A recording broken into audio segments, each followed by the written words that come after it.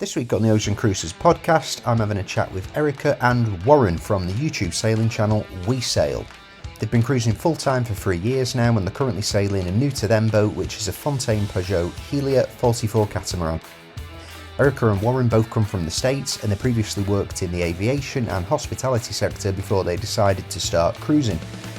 In their first boat, they cruised the Caribbean, Bahamas, Central America. They went through the Panama Canal to the Sea of Cortez before they upgraded to their new boat. They've now sailed to French Polynesia, where they're exploring most of the seabed. They love diving and snorkelling, they're immersing themselves in local culture, and they're making plans on where to sail next year. If you want to follow their journey, check them out on YouTube. Do a search for Wesail. If you want to support the podcast, you can check out our Patreon page. Otherwise, you can follow us on Instagram and Facebook. The interviews all go on YouTube, and you can download the audio on the usual podcast platforms. Enjoy the chat. When did you start sailing? We started sailing, it'll be 5 years in November, actually. So I think 2018 is when we fully moved aboard after leaving our life on land. And we just haven't really turned back since. Yeah, clearly. Okay. Yeah. What did you do, like sailing lessons, or were you like brought up on the water? Oh, not at all. No. I mean, we both come from landlocked state in Colorado, up in the mountains, so we're mountain children. We had seen a sailboat before once or twice. I mean, we knew what they heard looked about like. them. We heard about them. Yeah. The one thing that helped is that I was a pilot, and so I had basic understanding of aerodynamics, which is very close to hydrodynamics, anyways. And as I'm sure plenty of your viewers know, a sailboat is a wing that's just placed vertically. So that's the basics behind sailing. And if you can wrap your head around that, then you can do it. And then also, we both had done a lot of stuff in our lives that we had learned how to do. For me, for instance, I learned how to build homes, whereas I had no idea in the beginning. And I learned how to fly a plane when I had no idea in the beginning. So the point to what I'm saying is that, anybody can do this, and the key is just to bite off chunks. You don't have to take sailing lessons. That's a great way to do it. I'm not advocating not taking sailing lessons, but it worked really well for us. Yeah. To the YouTube Academy is amazing, so we got a lot of knowledge that way. And then the hands-on, the Caribbean was a good place to start because it was very manageable with chunks that we could bite off and chew. Right. Day sails between islands. We had the support of the cruising community there, which was huge. So no, we had no experience prior to buying our boat. We just took it very slow. Daunting, no doubt. Yeah. But it wasn't anything that we didn't think we could tackle. I don't think we were ever unsafe or maybe I thought so a few times, but we certainly weren't being reckless. We weren't just jumping out and trying to cross oceans. We took it very slow. We stayed in our first island, which was Grenada, for almost 2 months, doing sails every day, just out and back, getting used to that muscle memory. Yeah, good. I think, as long as you understand, well, you will, because you're a pilot, so you'll understand the weather a lot. Yes. So as long as you understand the weather and you take that into account, there's not much you can do other than sail into a ginormous rock that's going to cause you a lot of harm. You just have to just don't go out if there's incredible winds or a hurricane or something like that. So right. You were actually a pilot. Was that your job or was that a hobby? It was started as a hobby, and then in my 20s, I actually figured that I could do it as a career. And I grew up in an aviation household. My dad was a pilot, private pilot, for fun. And so I had always been around it, and I did end up thinking that I was going to do it. I went to college for it, and 9/11 happened my second year of college, and it changed the whole industry for quite a long time, actually. And so I ended up thinking I was going to take a year off, and I ended up going a different direction with my life and ended up being a contractor and building homes, which also gave me a lot of experience for moving on a boat. As you well know, a lot of work. So yeah.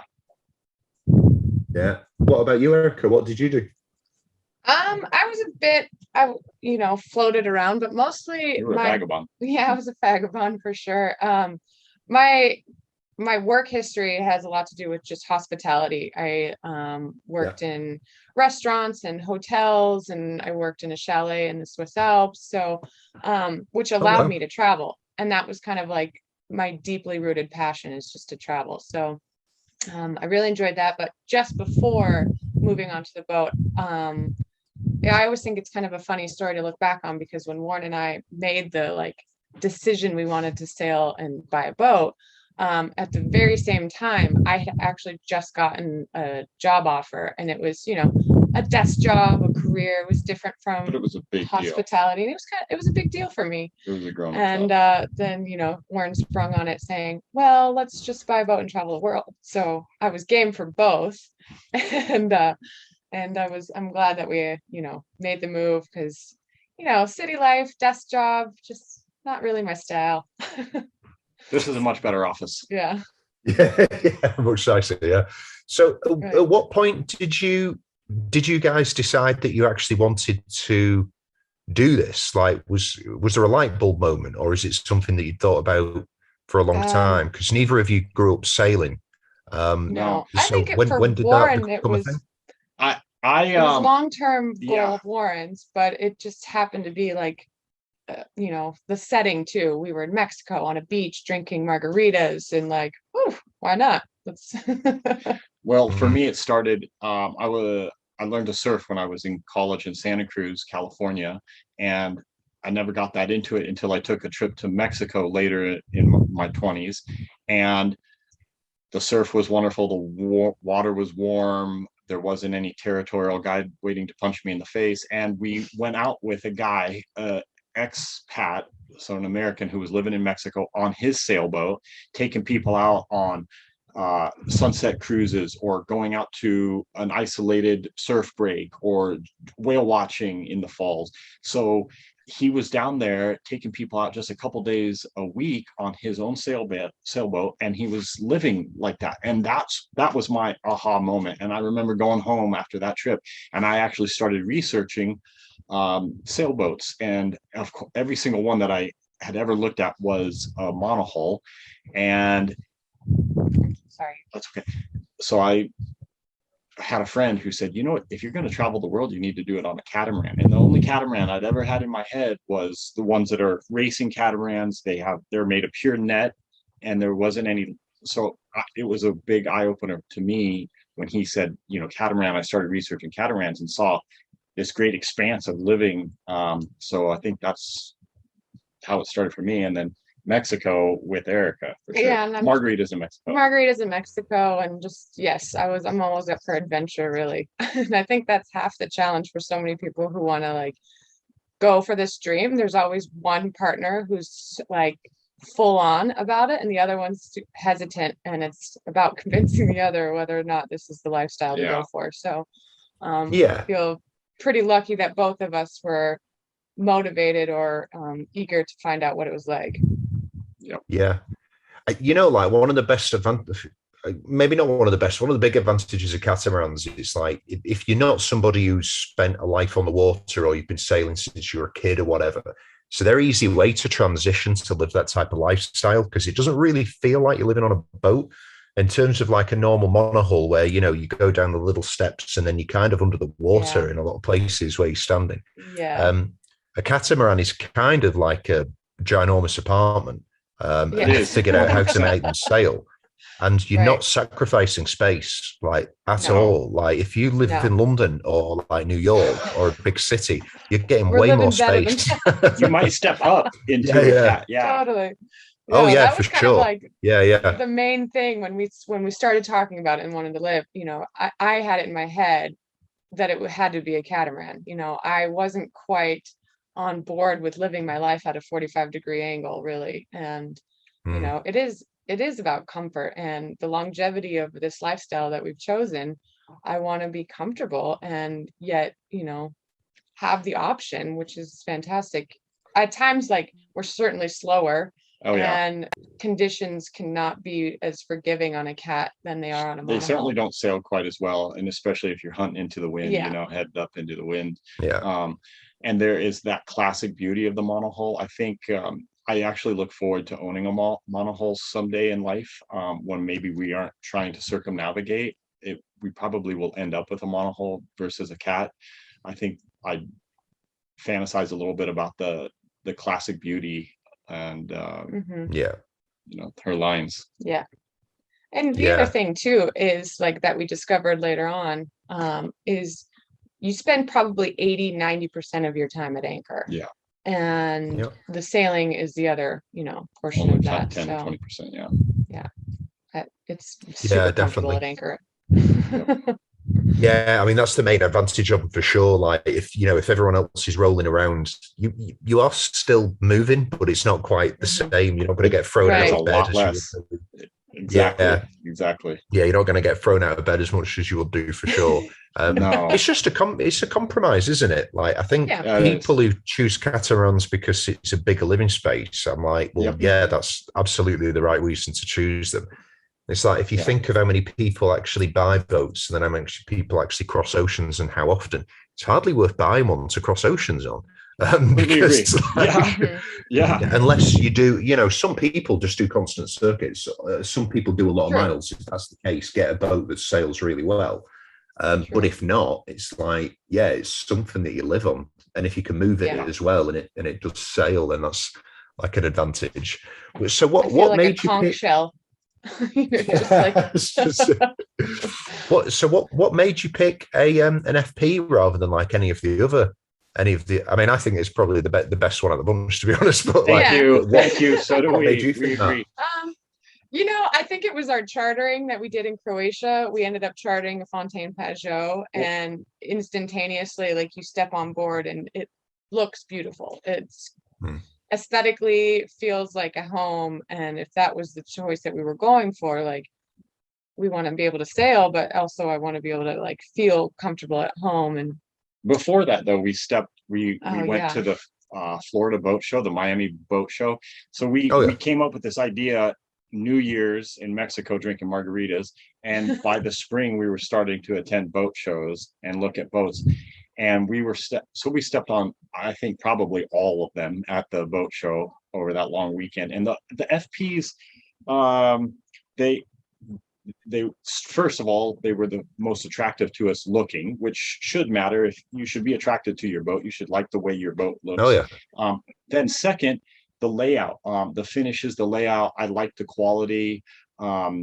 There's plenty of other boats that are really good quality too, but she ticked a lot of boxes for us, and it was the boat show that really got us started on FP. Then, like Erica said, we chartered one in Croatia for 10 days, and that's when it sealed the deal. The door was shut on all the rest of them, and we loved them. But also, I think too, the size of the FP that we ended up going for made it very approachable and less scary to take on, because obviously we didn't have much sailing background. But the helms station, basically, you can do everything. You can reef from there. You don't have to leave to go to the mast to do any sort of reefing. And so as far as the safety goes, one person can manage this boat, no problem. That is absolutely a very good point that I really should start mentioning more, because it does matter to us. And in case any of the viewers don't understand, a lot of the other cats have some of the control lines, some like the halyards, at the mast. So when you go to raise or lower the sails, you actually have to leave the helm station, which is a little cocoon of safety, and go to the mast to do any sort of sail changes, which in a beautiful day might matter none, but in a crazy storm that snuck up on you and you have to reef the sail and bring it down, it might matter a lot. So having everything kind of organized and run back to the helm was a big deal to us. It seemed like the boat had really been simplified a bit and things thought out pretty well, so that it could be single-handedly sailed. And so that was one of the main things, and probably should be the first thing I start mentioning. I think it's one of the most important things. Like, and like we were looking at a catamaran. It's a Garcia Explocat. I can't remember. It's the aluminium, $1 something million thing that they're making. Very nice, like really pretty, probably quite strong. Like definitely it is probably the best catamaran on the market for sailing a little bit further north and south than anything else that's Okay. available now. But the lines were at the complete opposite end of the boat, and it's like a what is it? I think it's like an 8 meter distance between like the winches for the sheets on it. Yeah, it was. So when I looked at it, I was like, do you really have to leave that helm to go all the way over there to grab the sheet if you want to tack? I was like, no, that's not good. At least when you're on a monohull, you've got, you can hold on to right from both sides. Yeah, and if you're on a decent cat, it'll just be led, back to your helm, whichever way it goes. So yeah, really important. But again, it's like, are they making them for sailing or are they making them for living on? you need one that's the balance. Right. And I mean, on the other hand, too, catamarans typically are made for chartering. Most of these big brand companies, Lagoon, Fontaine, Leopard, they are mass production sailboat cats, and they're aimed at the charter companies. And so we laugh every time we see a catamaran in perfect conditions with no sails up. They're just motoring from one spot to the next. Oh, so like, what is the point? In the Med you get a lot. There's a few countries in Europe where, like, to get a boat license you basically need to know nothing about boating.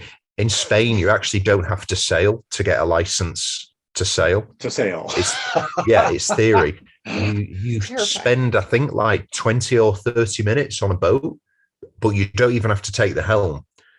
And they get you to understand the mathematics behind like propeller pitch angles and stuff. What? So all that. It's crazy.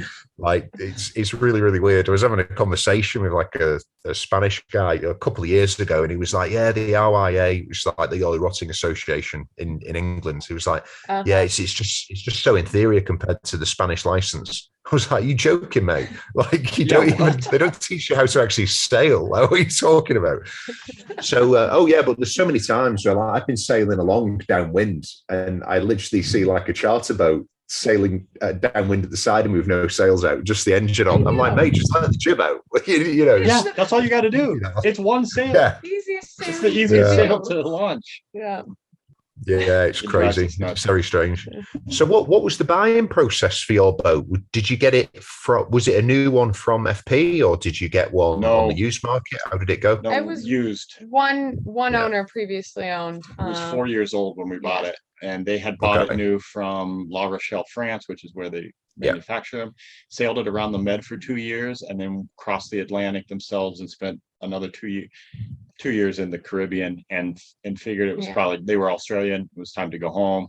Their kids were having kids, so they were becoming grandparents. But they worked out all the kinks, so that was kind of like the what nice it was. Thing. They ironed the boat out for us and got it in ship shape, and so we bought a great boat, 4 or 5 years old, and all the things had been ironed out. So the buying process was interesting because we just we're used to like the real estate market, and we weren't quite sure if that was the same thing within the boat buying market. An agent, broker, and all that. So and that's a lot of the reason why like we went to the boat shows, to kind of get an idea of how this whole boat buying process is. And we got involved with brokers. We end up finding out they're sharks, and so we kind of just did it on our own, which was great. But it was more about the relationship with the people who we bought it from that made it so much easier.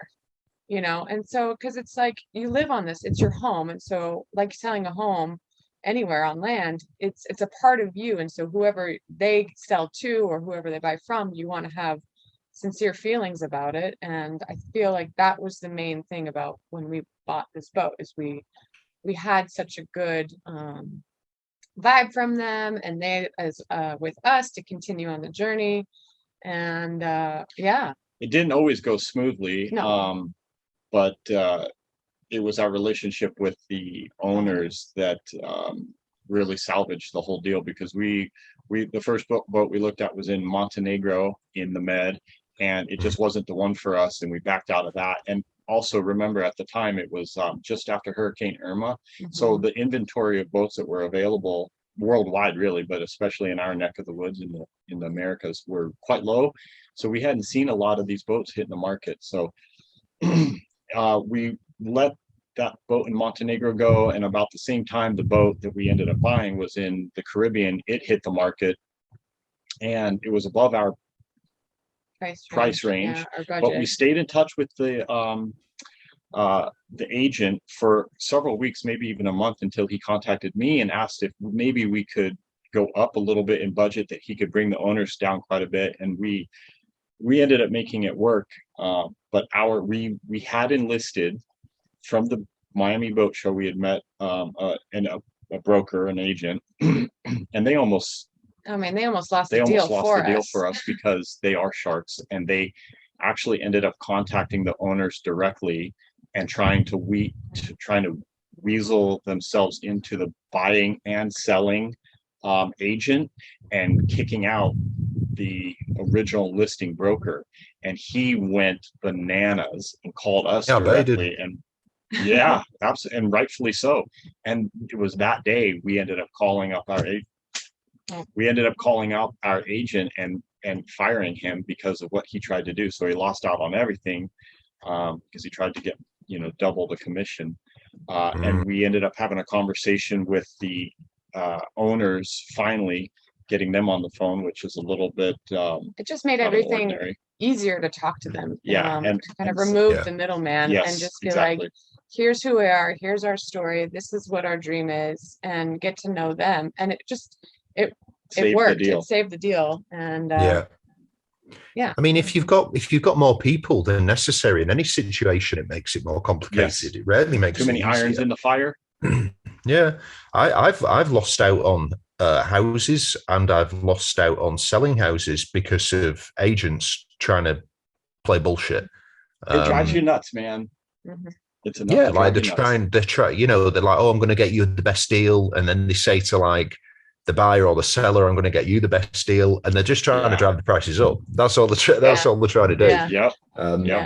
But yeah, I've like had some very nasty exchanges with like real estate agents in my time, and boat brokers as well. Actually, I've got the situation I'm in now that got a bit. I've ended up paying 10 grand more because they messed about a bit. But never mind. So they kind of just strong arm you into something that you're like, not quite sure about that. Yeah.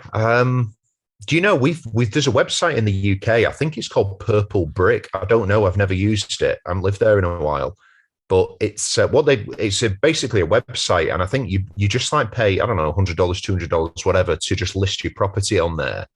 And the intention of the website is to cut out we call them what do we call them? Estate agents. You call them real estate brokers. Broker. Really. So we call them estate agents. So the idea is just cut those people out, and thousands of people sell the house on Purple Brick. They just go on, just pay $200, get it listed. You don't have to deal with an agent. The website populates contracts, inventory lists, like absolutely everything, and it just cuts out, the person that's going to end up with like. Because in the States, real estate is crazy. Some of those people are taking like 4%. I'm like, nuts. What on earth are you doing? Yeah. Six in some places. Isn't that ridiculous? Yeah. It's wild. It is crazy. There's a similar thing that goes through the most stupid thing about that industry is like they I don't know if they like it, but there is like a lot of reality shows now about like real estate agents. And they are fucking horrible people. Like, no offense if you're listening and you're a really nice real estate agent, definitely a minority, right? But they are horrible. Like these reality shows are terrible. Doesn't do them any favors. And like, it shows you the backdoor conversations. Oh, we need to like get the commission rates up to like 6% and stuff. And it's like, oh man, you people are horrible. Yeah, I was watching one that was set in like the Hamptons as well. They're terrible. Oh, you think they might be worse? I do. They're less. They're unhinged. There's less of a people for them to have to report to. Less overseeing of their actions. This guy essentially broke the law or the moral code, I guess, of boat brokers by doing what he did, but there was no recourse. There was no one to oversee or to No. even catch him. I mean, we would have had to go to, some commission and report him, and then they would have had to elect to do an investigation or It was something. almost as if, like when we came to the boat show, we were just like puppy dog eyes. We were like so new, and Yeah. they saw that. They saw, they're like, ooh, all right. Yeah. New people. Yeah. How Yeah. It's Yeah. funny. I've like got an automatic, not necessarily for everyone who's in sales, but I'm a salesman myself, so I can smell the bullshit like immediately. So yeah, like if I went to a boat show, they tried to Right. say any of that stuff, or I wouldn't make any friends. But yeah, Right. so you must have paid like quite a premium for it, because I can't Mhm. imagine there's that many owners actually bought that boat, because the charter market buys so many of them. You're really lucky to do. get one that was actually privately owned.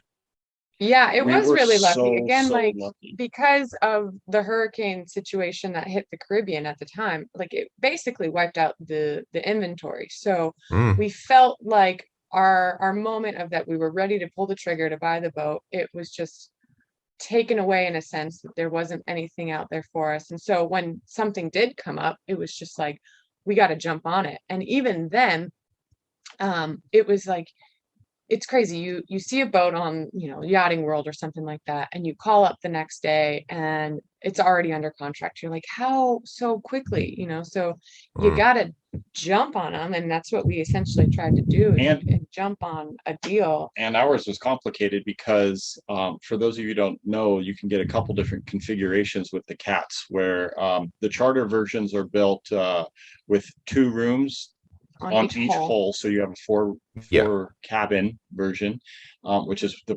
primarily what they manufacture, because most of them are going to charter. They make an owner's version, which is what we were going for, which is Probably the most desirable to go it's definitely the most desirable and the least amount of inventory out there, where one whole hull is the owner's side, and it's much more spacious. You have way more closet space, and the bathroom's bigger and whatnot. livability And then overall. 2 guest holes on the other side. So our selection of cats was cut down even further by that fact. So we were very lucky to get this boat. And again, it was outside of our price range, but the owners, for whatever reason, it stayed on the market for 3 or 4 weeks without much movement. And we ended up getting it. It was listed for $340, and we spent $310 on it. So they actually came down quite a bit. Nice. But I think, they were very interested in, very motivated to sell it to an owner that was going to kind of carry the torch a bit, so to speak, and not let it go into charter. Because even a lot of owners that do buy boats, even if they want it for themselves, very often they'll put it in charter for a portion of the year, or maybe the first couple of years, and then they'll move on to the boat. So they were a little afraid of that happening to this boat. They absolutely loved this boat, and as we did as well. And so they were looking for somebody that was going to move on to it pretty much permanently and immediately. And so we checked boxes for them as well. So I think possibly that helped. Mm-hmm. That that's really good. When I sold my when I sold a boat that I just sold, I really probably didn't want to sell it. I ended up talking to this guy. He's like half Spanish, half English, like on one of the Owners Association Facebook groups. And he was like, "Oh, I'd really love to come and see it." I was like, "Okay." Like I was thinking, "Oh, maybe I would, maybe I wouldn't." I had a lot to do on the house, so I thought the timing might be worthwhile. But then when he came, he brought his wife and his kids. Like, they was such a nice family. Like, he just had this adorable little kid who was the same age as my son. And I was like, oh my God, I want them to have this boat. Like, I really want them to buy this boat. So when he was like, what price do you want? I was like, mate, this is what it stands me out. You can have it. Like, I wasn't fussed at all. Amazing. Whereas but if somebody turned up and they were an absolute arsehole, I would not have been interested in them selling it to them. Like, so I think when you meet some, because I put a lot of effort into it, as they probably did with that one, because they got it from new. So you want to see it, in the hands of someone who will actually appreciate it. You develop a relationship with the boat. Oh, for sure. Yeah, you really do. Yeah. I mean, sometimes I feel like I'm just, the other one, the other woman. And this woman gets more attention. Yeah. Yeah, I did a podcast with a couple earlier on, and they literally said exactly the same thing. They said when there's two people on a boat, it is like you're in a constant threesome because there is a boat there, and that is the third person. Really? So I was like, yeah, it makes. I don't know what they're doing to the boat, but yeah, No, I know. Yeah, right. yeah, it does. Maybe it's it an does make emotional sense. threesome. Yeah, I think that's what they meant. Yeah, an emotional one. Who But yeah, knows? they've got like a really cool naiad. Yeah, I mean, you spend so much time fixing them up because they bring so much that you Yeah. do develop like a bit of a love for them. So when you got yours, was it ready for like offshore cruising? Did it have like Absolutely. solar panels, water mate? Oh, so it was just ready to go. Yeah. Whoa. Ready to go. Yeah. It was amazing. Because they had lived on it full time, and I think initially they had planned on getting it all the way to Australia. They solar panels, good inverter, water maker, extra sails. It was just, we stepped into such a gold mine there. Oh, totally. We just continue to step into gold mines. We just, we put out good vibes in the world, and that's what we get back. And it's amazing how lucky we've gotten with our choices. But this boat came fully stocked and ready to go. And of course, there were things that went wrong on any boat, but they were pretty slim and totally manageable. And yeah, the boat was set, ready to go. Yeah. Oh, that's so lucky. That's so Super rare lucky. as well. Like to find a I know. relatively I know. new catamaran, especially like within the last 3 years, because Yeah. there's been a shortage of them. The hurricane thing did make a big difference, and then because of COVID, the manufacturers literally just were not delivering them. The prices like skyrocketed. It was crazy. Skyrocketed. I remember. Yeah, it was nuts. Like, I remember probably 4 years ago, I was looking at like entry level. No, a few years ago, I was looking at entry level cats because I always just keep my eye on the cat market just to see, like, when we get out there, if my wife just hates being on a monohull, I'll be like, okay, forget it, we'll just buy a cat and you can be comfortable. So I've always kept an eye on it. And I remember I was looking at like the entry level lagoons because I didn't want to spend that much money on a boat at the time. And you could get a decent one for like 140, 150. And then like during COVID, those same ones were going for like 200. I was like, how have they gone up in price? Like, they're not that great. They're basic. They should have become cheaper, but they're not. They've gone up. On that note, I hope I'm not skipping too far ahead in our story, but that boat that we've been speaking about, we sold a year ago and we moved on to a new boat. And this applies because we sold it on Facebook Marketplace within a week. Yeah, I mean, I listed it and I immediately got like a dozen inquiries about, oh, we want this boat, it's still available. And then within 10 days, we had this guy, new, green, just like we were, he said, I want that boat. I've been looking for that boat. Please take it off of the listing. Take it off the listing. Where do I send my money? Yeah. We're like, whoa, pump the brakes, buddy. Like, we need you to come down and see the boat and, get a feel for her. Who knows? And so he was just fully committed. He just said, yeah, okay, great. Where's the boat? I'm flying down. Here's, just a deposit to make, let you know that I'm serious. And in 1 month, he came down and bought the boat from us. Yeah. And we ended up upgrading to a different one. I think it's the way it is. Like, they go quick. If a good one pops on the market, it will disappear like rapid. So you get a lot of people like buying boats on the scene. I get it if it's a small cruiser, like if it's an entry thing, like 20 grand, 30 grand. But when you're in like the, the triple hundreds, so like you just take a look at it first, but I don't know, maybe they've got experience. We're a bit of an anomaly though, because our first boat we did buy sight unseen, and it was just like, oof, what are we doing? But the same thing, like once we talked to the owners and got a feel from them, and also we did have a survey done. The survey was done, and the photos that they showed, you could clearly see, that the boat was well taken care of. I mean, the engine room and all that kind of stuff. Like, I can't stand when you look on, boat ads or something, and they're taking fixtures of the sink, and I'm like, okay, well, those are minor things, mechanical stuff and overall photos. And you could tell that from the photos how well taken care of the boat was and how well loved. And then when we had it surveyed, the survey guy came back to us and said, listen, I have no interest in this boat. I've never seen it before or met the owners. But this is one of the cleanest boats I've ever stepped on. It's in immaculate shape. And so we actually bought it sight unseen, and we didn't see the boat until we went down there to take delivery. Yeah, that's really good. I mean, it depends on the circumstances. It really does. Yeah. Like if you look at the adverts for, in the Med, you've got some. Well, it's like in the Caribbean, you've got like moorings, you've got like some sail, I think, and there's a couple more. Yep. Dream yacht can buy charters. a boat. Dream yacht, exactly. Yeah, like you can buy a boat out of their fleet, and you're getting a boat that's been maintained properly because they need to take care of their assets. And then you get and then you get smaller charter companies that just treat them like shit. Like they literally beat them about. And you can tell when you look on the adverts, it's like you're saying somebody will put a photo of a sink on there. There was one, like we're doing this thing with the Admiralty where, because we're doing boat reviews on these boats that cost like $500,000 and they're a piece of shit. So we're like, listen, you can get something that's like 90 grand that's actually better than this. And then like we'll get a couple of adverts and we'll show people what you can actually get for your 90 grand instead. And like some people will put on photos of like one of the cabins and there's literally like shitty underwear on the beds. Or there is like, I swear that we found one and there was I don't know if they were shitty, but I mean, what you don't put clean underwear just on your bed. You don't leave it there. You put it straight on. Do you know what I mean? So like, I'm like, they're obviously the underpants, and they put them in a boat photo.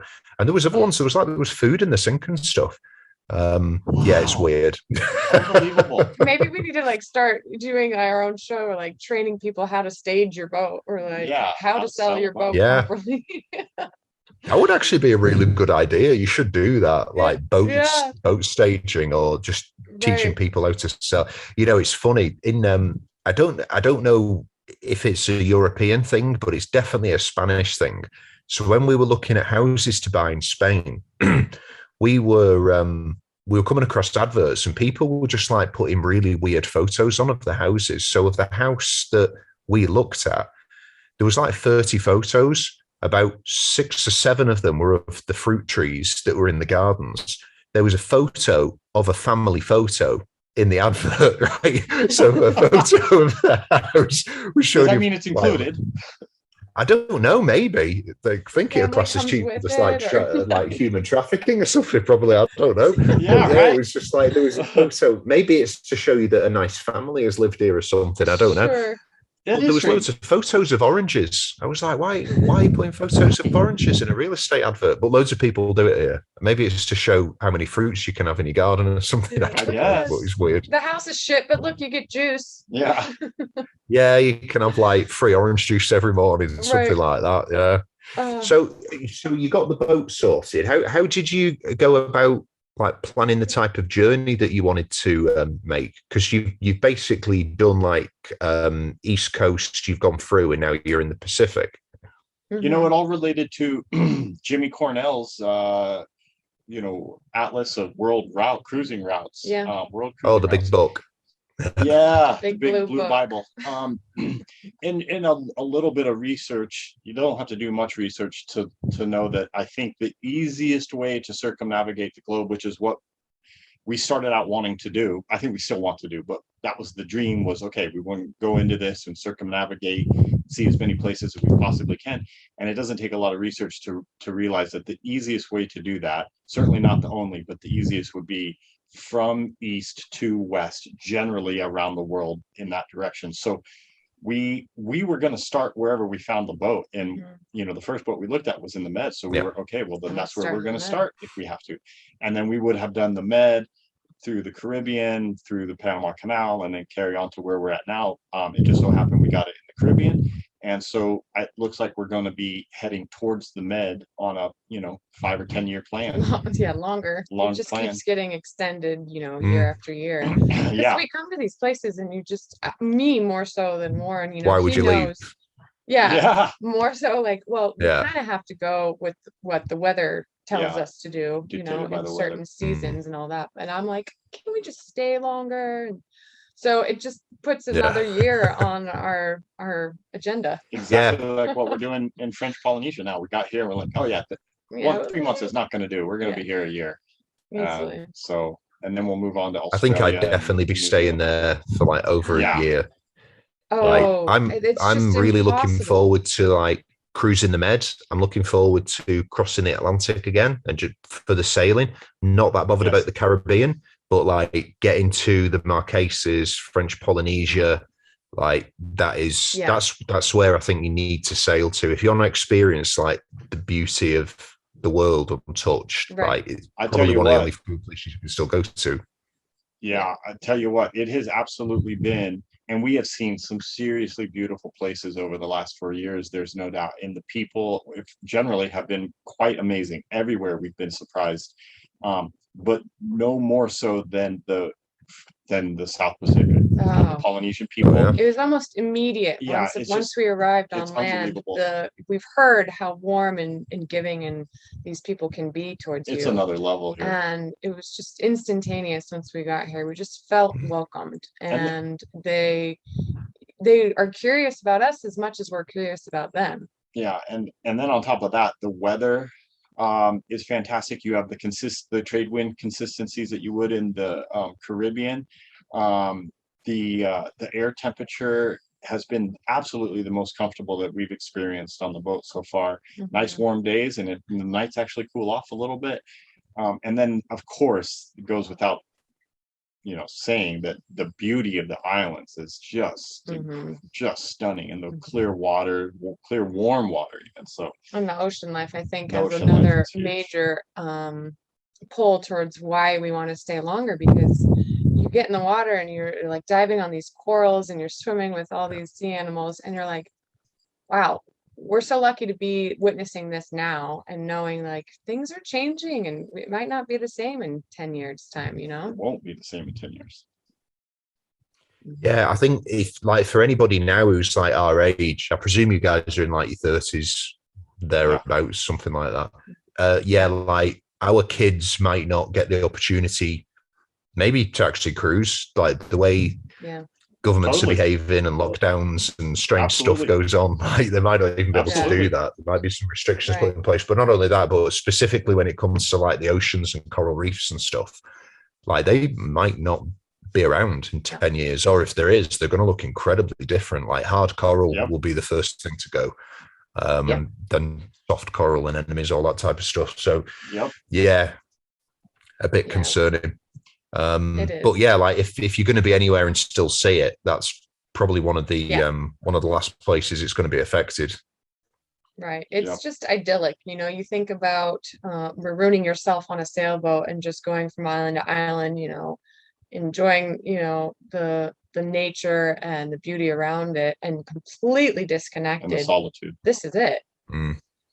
Yeah, you'll love it. Yeah, but you've got the opportunity to like go into the towns there as well, and pick up some stuff. So you have got like the best of a couple of different worlds, really. Right. So in terms of like the cruising and stuff, do you guys work in jobs still, like remotely, or did you save up a kitty for cruising? Like, how do you manage the budgeting side of it? Yeah, I guess right now our job is making our YouTube videos, and so we post them every week. And in the last year and a half, I think we've started to see some monetization and money coming in through YouTube. Because it did not start like that in the beginning. We weren't making any money for the first couple of years. It's been a marathon, no doubt, as far as getting to this level and earning money over it, and also with some support from Patreons, which is really like the essence of like why we're doing these videos now, because we're producing some content that people really enjoy watching. And so we completely quit our jobs prior to moving onto the boat, and the majority of our income before YouTube really has kind of and Patreon was we rented our home. So with Warren in the background and construction and everything, that was kind of what led us to doing this long term, is that we were able to rent the home and get an income out of that. When the dream started on the beach in Mexico with the margaritas, we immediately started changing. We really didn't take many vacations after that. We got ourselves out of what little debt we had, and within 6 months, I think we'd paid off everything, any car or credit card. And the only debt we had was the mortgage of the home. And I actually was at the very tail end of doing a huge addition on the house. So we were able to finish that up within 2 years and refinance the house, pull some money out of, we did what they call a cash out refi in the US. And because we had a bunch of equity in the house. So we did this cash out refi, and we had a couple $100,000 that we pulled out, and I sold my business or all the equipment thereof. And we came up with the 310 that we needed to buy the boat. And then we were able to rent the house, which was a 4-bedroom in a nice neighborhood. So we were getting, we were getting $4,000 a month for it, but that meant that we had $2,000 because my mortgage was $2,000. So we had $2,000 to live on. That was our monthly budget, which worked pretty well in the Caribbean for the first year. Our boat was smaller, our appetite was smaller. Some months were up and down. Absolutely, you know, just we were out of it for sure. We don't want to completely limit ourselves from experiencing what every place has to offer. You know, so we would rent a car in some places and splurge, but generally it's pretty, you know, you live pretty simply if you want. And what was I going to say? And the boat didn't need much, you know, because as we said before, it was in really good shape. So we met that budget for the first couple of years until we started making more on YouTube, and now we rent cars more often. I guess live a little bit freer, but yeah. I think it's important, like when we've been putting our budget together for cruising, we're aiming for like $4,000, you know, $3,500. Actually, it's about the same now. So like $4,000 a month, and like we fully intend to go into a marina a couple of nights a week and rent a car, so we can like drive to the mountains or drive somewhere and check out, or go to the museums like in relative comfort. Because like for us, the traveling side of it is just as important as living on the water. Like we want to actually see the planet, you know, so we do want to experience stuff. And you just got to factor it in, you know, like when you're making your planning. If you want to do it on a budget, you can do it. I know people who do it like $500 a month. Like unless something breaks on the boat, they do spend $500. Oh yeah, like quite easily. Like they fish and they just get vegetables and rice. That's pretty much it. And they have a great life. So you know you can do it on very little. Yes, exactly. Absolutely. And I love out here, especially in French Polynesia, because of all the island chains. You have the ability to say, go to the Tuamotus and completely disconnect and do just that. Go out and fish and just have your vegetables that you stocked up on and sit out there for a month and enjoy it. And then you come to Tahiti or whatever, and you got a little bit of the city life, and you can splurge and go in the marina, stock up and go in the marina. So it's nice to have that ability. But we have what they call have you heard of Gold Star days when we're speaking of a budget? This is another cruiser term. Gold Star Day means it's a day that you spend if you're on a budget, which we still are to this day. If we have a Gold Star Day, it means that we spent no money. Zero money. And when you're island hopping in the Caribbean, it's a little tougher to do, or even here where there's towns and restaurants and bars and stuff. But in the Tuamotus, we would have like 15 Gold Star days in a row, you know, and then we would get to a town that actually had a little bit of a market, and we'd go and spend some money on food. But generally, that's a Gold Star day. So that's what we shoot for, is at least a few Gold Star days. That's great. A month. Like aim for those as much as possible. Like if you can just jump off the back of your boat and catch your dinner and just like cook a potato, like, oh my god, I do it. You know, live on nothing. Golden. It's a great way to live. We do a lot of fishing, a lot of spear fishing. Every time we'll drop the lines in the water every time we move the boat, generally. And we really like being frugal is one way to look at it. We're definitely for cheap even, but also just living off of the land. And you know, we actually collect all our own rainwater. We have solar all over the boat, so we produce all our own power. We have a generator that we don't generally need to use because we make so much solar. So very self-sufficient. That's one of the perks, and actually one of the main things why I wanted to do this is because we can live so cleanly and so cheaply.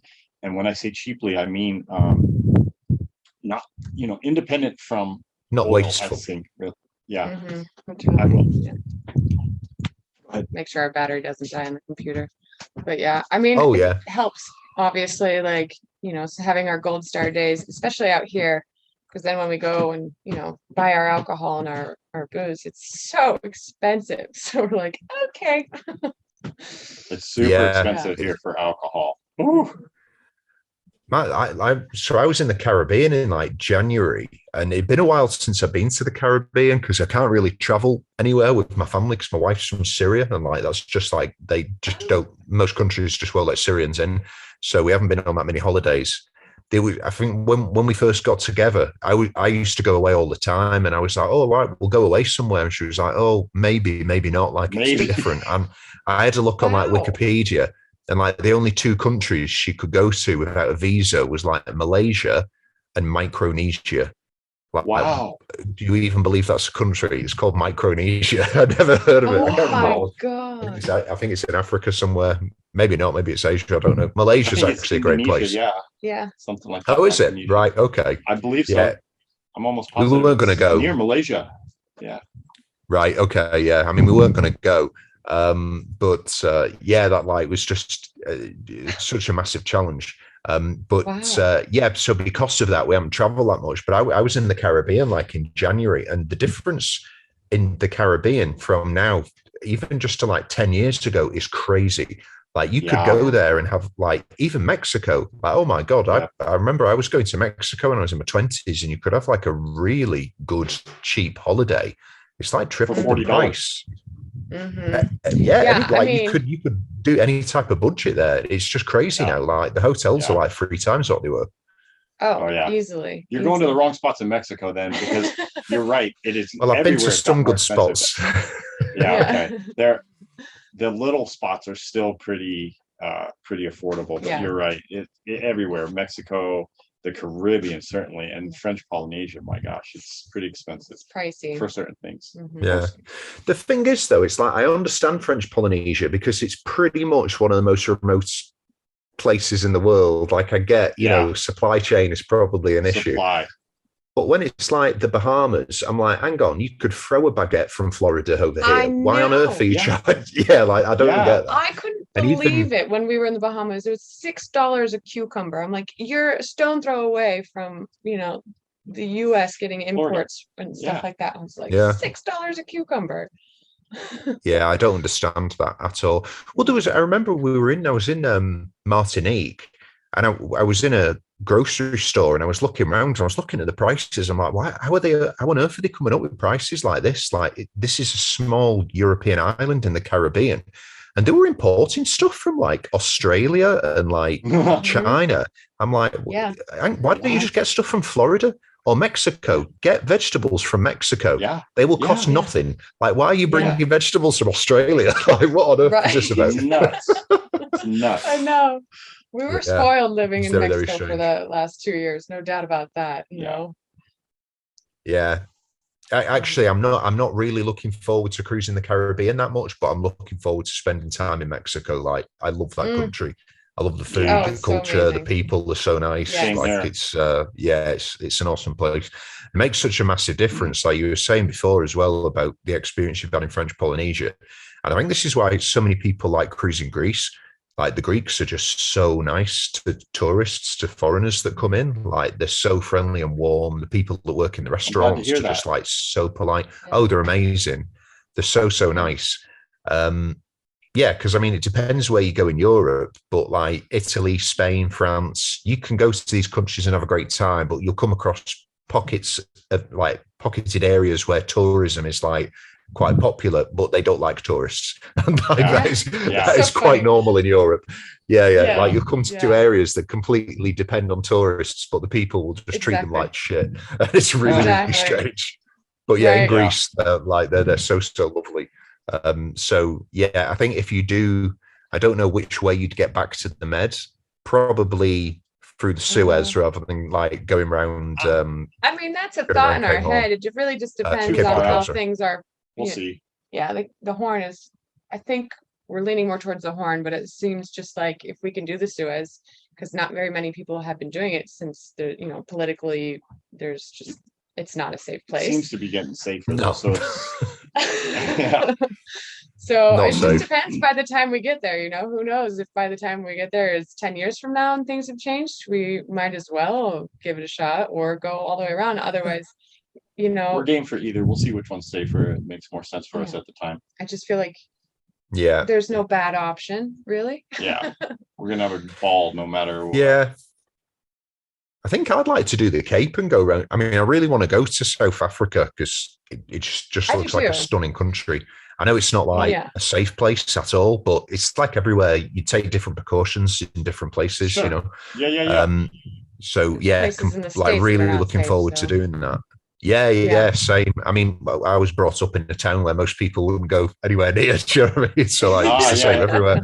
Right. But yeah, like I mean, now your only other option is like cruising Yemen and Saudi Arabia. Like that does not sound attractive at all. No, So yeah, I think no. I'll pass for I'll now. pass on that. so, Yeah. the other way sounds a bit better.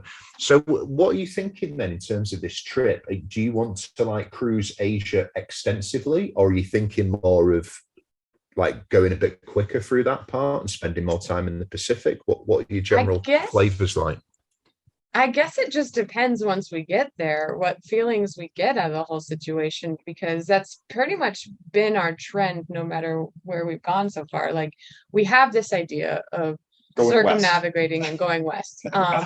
And now we just don't really we haven't set ourselves a time limit. I do see us No. down the road, like Warren was saying, like maybe building a house or something like that somewhere and having a sailboat to go weekends or something. Yeah. But it's really all depends on kind of like once we're there, what we like about it, if we're like, oh, we're not super keen here, we'll move on, which really hasn't been the case anywhere we've gone. I think we've learned over the last couple of years, just certainly myself, it's been hard, but I've learned to just slow down a little bit, and it is impossible to plan too far out. I mean, just recently, I think we mentioned at the beginning that we've got my long stay visa so we can be here for a year.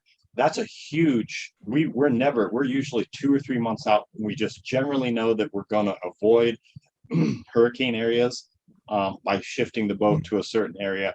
Other than that, we don't really know, like we're generally heading west over the next 5 to 10 years. If I had to guess right now, I think we'll be here for the next year, this area, the French Polynesia. Yeah. Then we'll hit some of the other islands like Fiji and New Caledonia and the Cook Islands on our way to New Zealand this time next year, or the summer down here, which is your winter. I still think it's too fast, but you know, like who knows? Yeah, we'll see.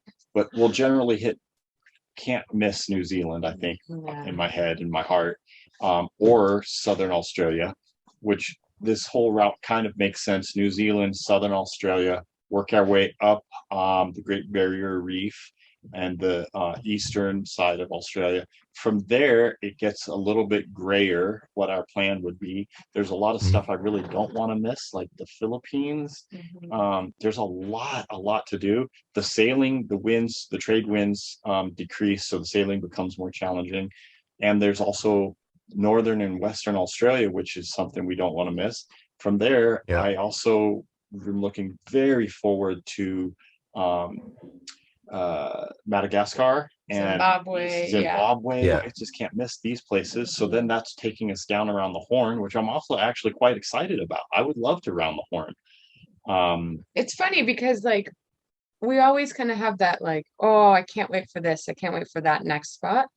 And yet I'm like, what are you doing? Look around where we are right now. So it's one of those things like we have to just continually remind ourselves, like, let's just be here for now.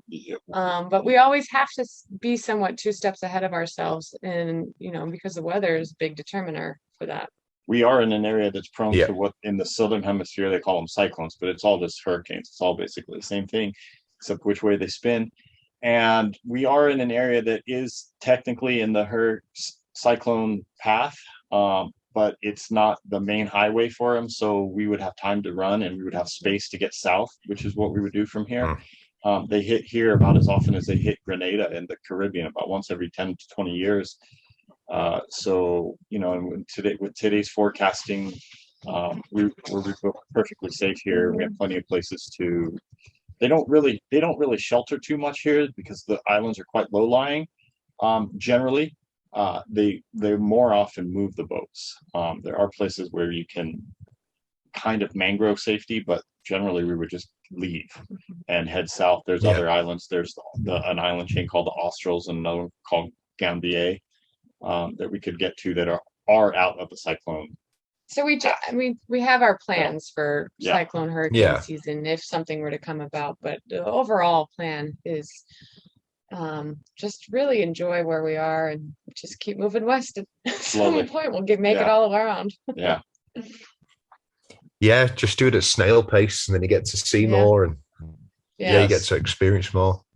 It's difficult to plan, especially if it's pretty obvious that like part of your passion is travel and seeing new things, and it's like, if your idea is to travel the world and just absorb everything, there's no way you can say before you've arrived somewhere, right, I'm going to spend a month and then I'm going to move on. Like, it doesn't work like that. Anywhere you go, if you've got the option to stay and it's beautiful, you're just not going to leave. It wouldn't make sense to. So I think you've got the right approach. Well, listen, guys, thanks so much for your time. That's a great story. It's good to hear about your catamaran buying experiences and the stuff that you've been through. And it just sounds like it's going great. Yeah, we're having a blast. Thanks a lot. Excited for yours too. Your next little step in adventure.